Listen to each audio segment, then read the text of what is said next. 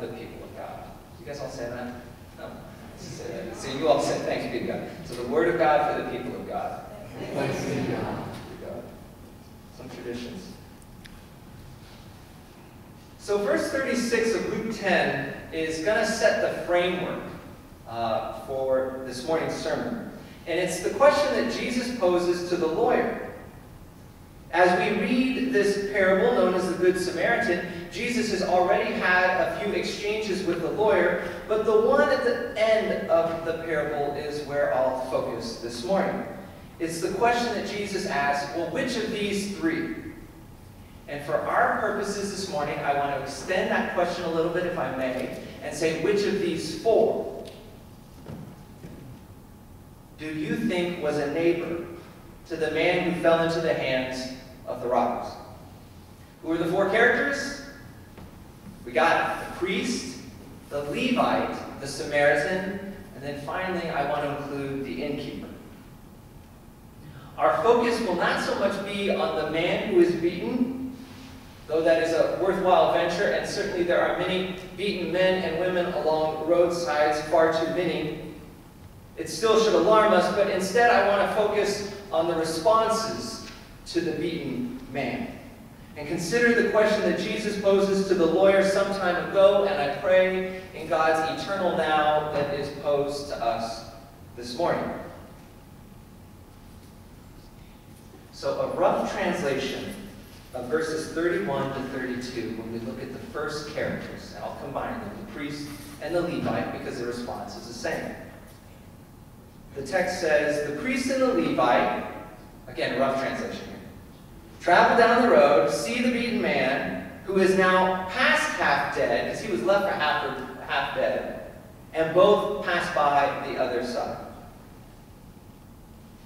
Okay, now walk backward with me just a little bit. I don't want to do this too much or too far, but we're going to look backward to really understand what the Gospel of Luke, I believe, is trying to do in this parable, and what Jesus is doing with this parable.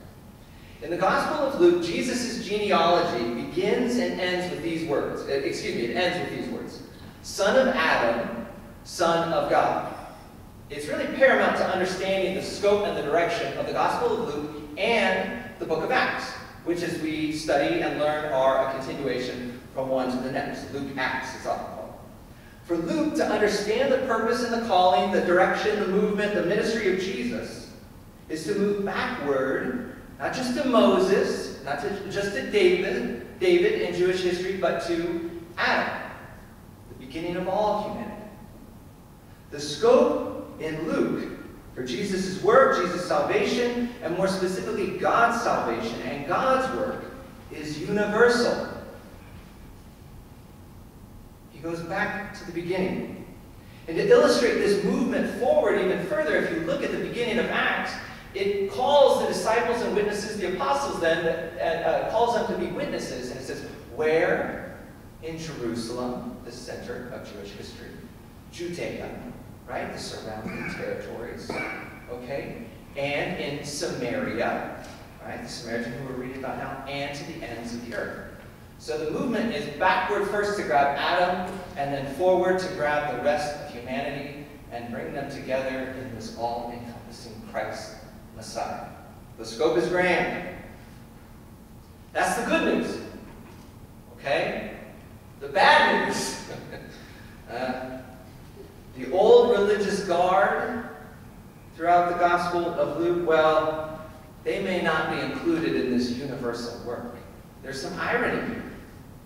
Priests, Levites, lawyers, scribes, those who know the law, those who exact the law, they seem to almost be passed over continuously. You don't have to look very far and ask the question, why was Jesus almost thrown off a cliff in his inaugural address, right? Because he said, the good news is here. Good news to the poor, release to the captives, to set the prisoners free. But it didn't include them. It was, in fact, past them rather than to them, and it was around them rather than through them. It was like God's kingdom was going to find a way with or without them. And some of this old religious guard need to hear that from time to time. God's kingdom will break through. With or without you. And sometimes it can be without. The priest and the Levite in this story, it's not surprising to me. What do? They move to the side. The old religious guard, they see it, they know it, the beaten man is there, they pass by on the other side. About 2 years ago, I stepped out of full-time parish ministry. I've been doing it 15 years. But I needed a break. So did my family. They needed a break too. And so I decided to look over the positions which required a Master's of Divinity. I got my Master of Divinity from Wake Forest University Divinity School. So I looked across the scope of where I could go and what I could do, and the first was a pastor. I said, well, no, we're not going to do that one. The second was a Starbucks barista.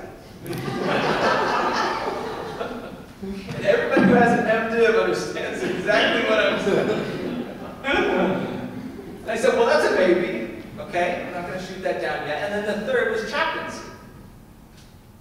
And so as we moved here to Columbus, I took a position, a full-time, 40-hour position with a hospice company here in Columbus. I had 15 years of experience with pastoral care, doing funerals. I had accomplished CPE, clinical pastoral education, completed Unit 1, Level 1 of that.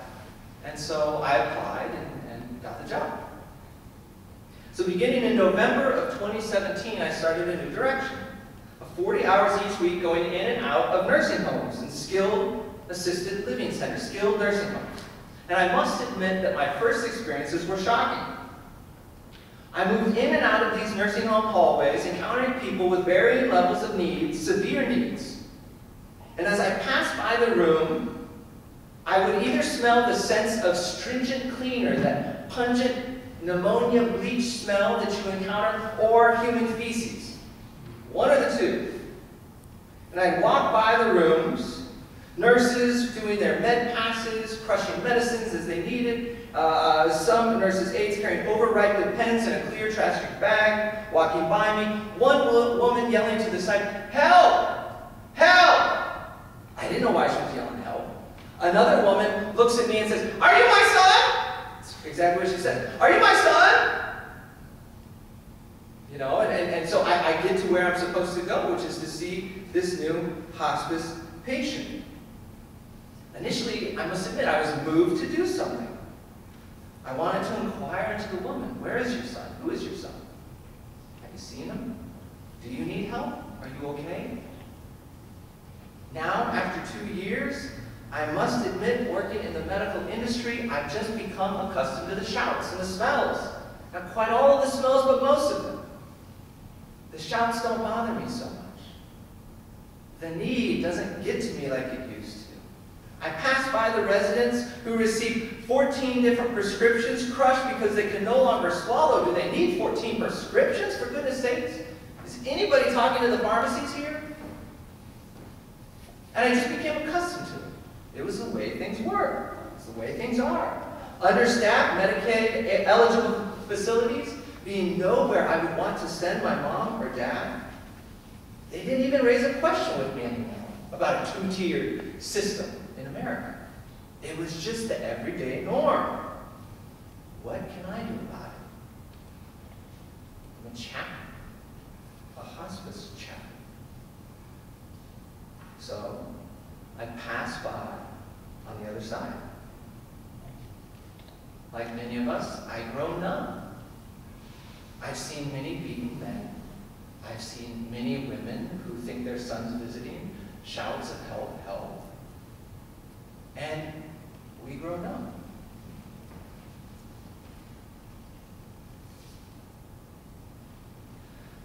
Continuing on in Scripture, it says this, but, how was that?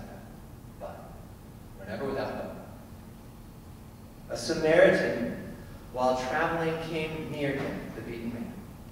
When he saw him, he was moved with pity.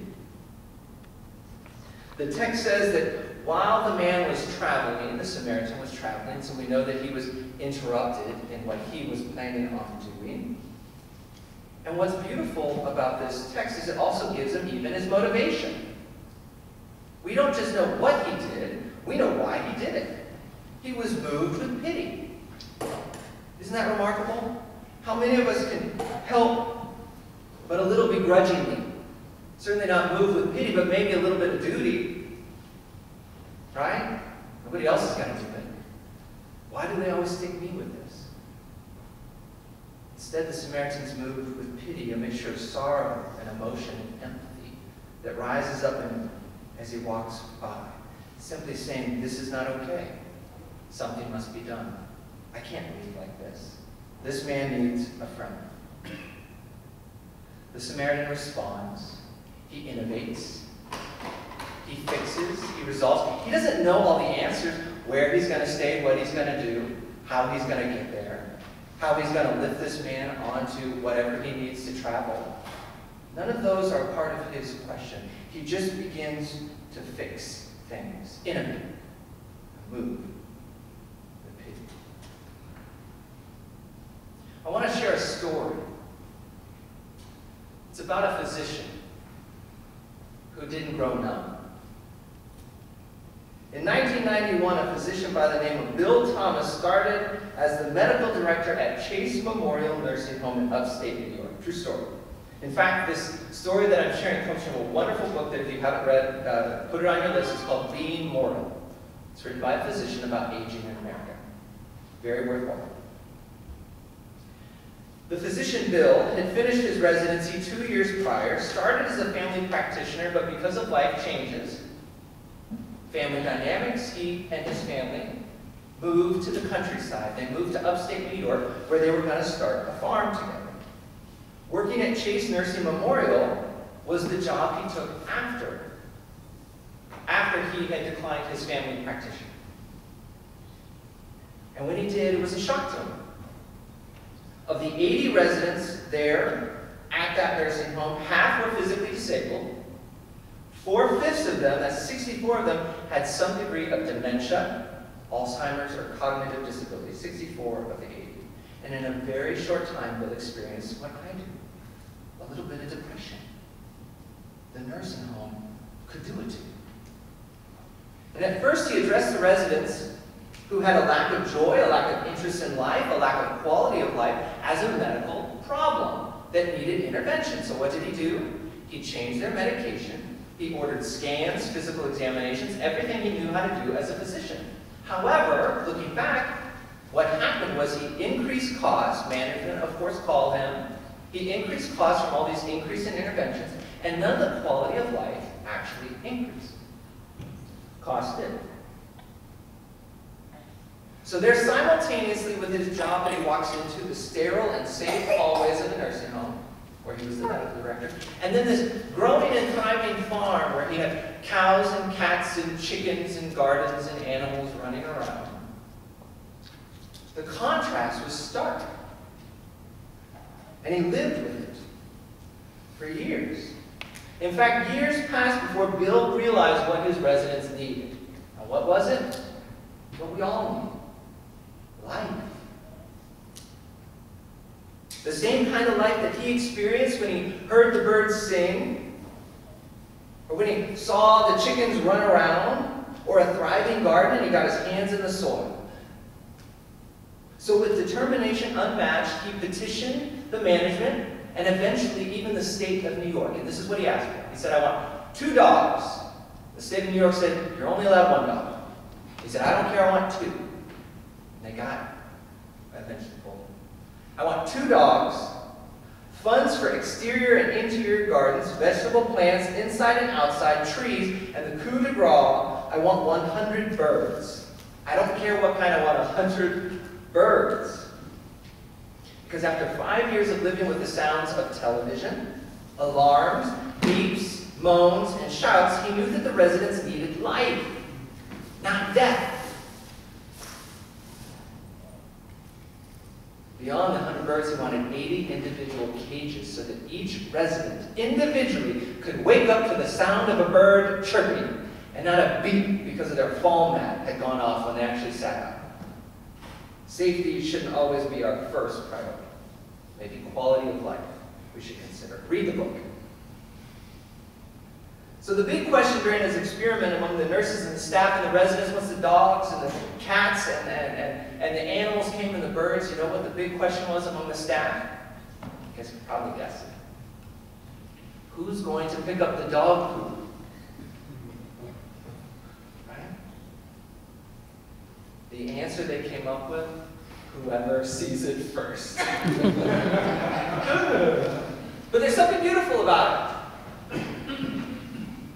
It became everyone's responsibility to keep the birds, the gardens, the dogs, and the cats, and the residents were included in that responsibility. Those who could and those who couldn't. In fact, though some didn't have the capacity to keep a garden or to change out a bird cage, the residents were often found following the staff to the garden. Because though they couldn't do it, they knew what was being done. And they wanted to participate in what? Life. Every morning they would wake up and they would watch the nurse change out. And you know what happened with the nurses? In fact, at first there was a hump. There always will be. Whenever you innovate, there's going to be bumps and glitches. And those who say, well, who's going to clean up poop? Right? Just be aware. But eventually it became this. It wasn't that they were keeping a hospital. They were keeping a home. And that was the shift. They started keeping a home, facilitating what it would be like to care for gardens, vegetables, animals, plants, birds, and hear the songs. It was a beautiful thing. They needed life. Verse 35, continuing on. By the way, that was the Samaritan. Verse 35 then, and now we're going to look at the innkeeper. The next day, the Samaritan took out 2 denarii, and he gave them to the innkeeper and said, take care of it. And when I come back, I will repay you whatever more you spend. Now, Jesus kind of forgot the innkeeper, right? No, I'm kidding. His point wasn't the innkeeper, but I want us to at least look at the innkeeper. The one not included in the big 3. What's his role and why is it important? Now granted, we are assuming that the innkeeper in this kind of extrapolation here takes care of the man's need and actually uses the 2 denarii for the benefit of the beaten man. Let's assume that. I think that's the direction of the parable and is true to at least the scope and direction of what Jesus is sharing at this moment. The Good Samaritan changed the outcome of this beaten man. The innkeeper had to sustain the man. There's something beautiful about the innkeeper that I don't want us to miss. 2 denarii specifically is worth 2 days' wages. There's something here of a risk that the innkeeper takes. He does not know how long it will take for this man to convalesce. He doesn't know whether the Samaritan will actually come back to repay his debt. He doesn't know all of these things, but as the innkeeper, he steps in and begins to sustain the man. He covers the cost at a risk of his own, only having the word of a stranger that I'll repay you, and the presence of a stranger in his midst. And the innkeeper sustains, gives him food, shelter, assistance, care, nourishment, convalescence. He begins to care for this man as if he were his own neighbor. He's on the hook for it. He's the one stuck with it. The Samaritan made the decision. The Samaritan, he went out of his way, but now the innkeeper's the one who has to walk along with this man. And for how many days?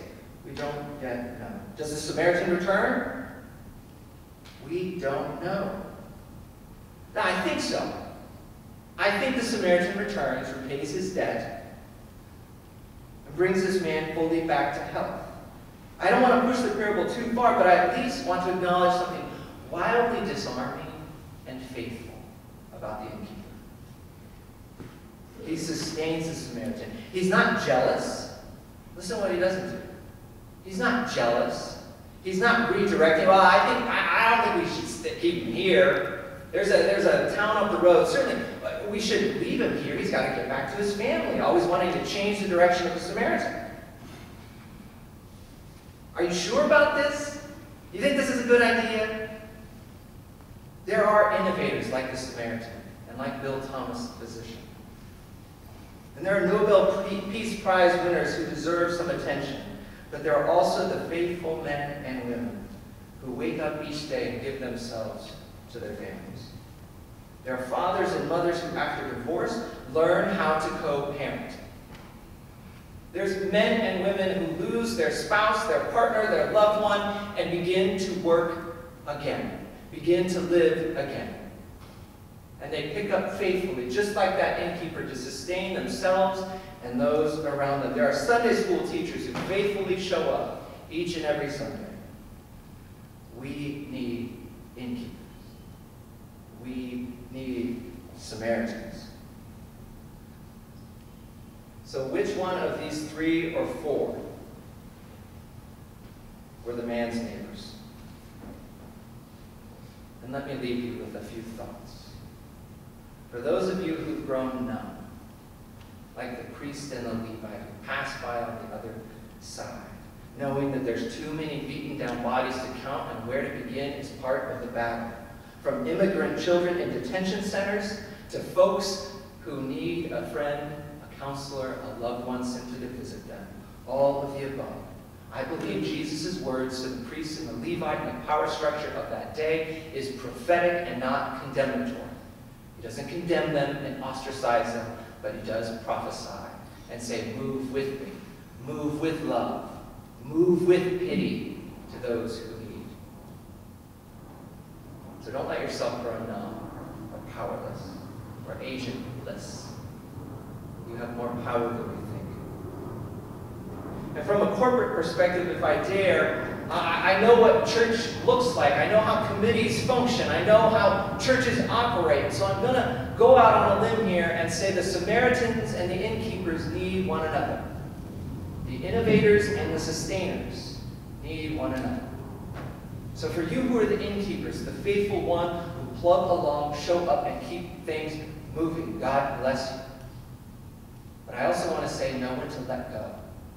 Know when there's another beaten man that needs picked up, and it's okay to set this one down. Innovators, likewise. Those who are out seeing the beaten men coming back and saying, we must do something, you need your innkeepers. They will sustain your ideas, they'll sustain what's happening, they'll sustain the direction, and be the lifeblood that pumps through whatever it is that God's doing. You need one another. And to just the innovators, don't fight among yourselves for what we're going to do, or who's going to do what, or how we're going to do it. Sometimes we need to just choose one and move. And innkeepers get behind, innovator, and alike start moving in a single direction. I've been in churches, I know what it's like. So God bless you. So this day may we hear the words of Jesus as he concludes, saying, which one of these 3 were the man's neighbors? The one who showed mercy. Go and do likewise.